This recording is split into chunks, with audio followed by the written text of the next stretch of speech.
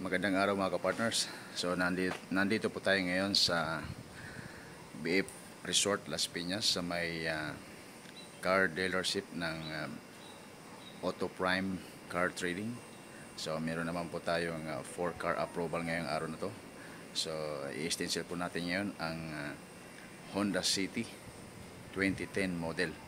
So automatic transmission po yan. Ipapakita ko sa inyo yung kanyang engine number at saka chassis number upang hindi po kayo mahirapan maghanap pag kayo po ay mag-stencil sa ganitong klaseng unit. So tara, samahan niyo ako. Yung kanyang engine number ay makikita po kagad dito. Napakahirap lang po hanapin. So ayan po siya kagad, no? Yan po yung engine number. Tapos yung kanyang chassis number naman dito lang yan sa ilalim. Yan, alam ko naman na mahiling kay manilip. So silipin nyo lang yung ilalim na yan at makikita nyo po kaagad yan. So kung nakita mo, paki-like, subscribe sa ating YouTube channel kapartners. Salamat.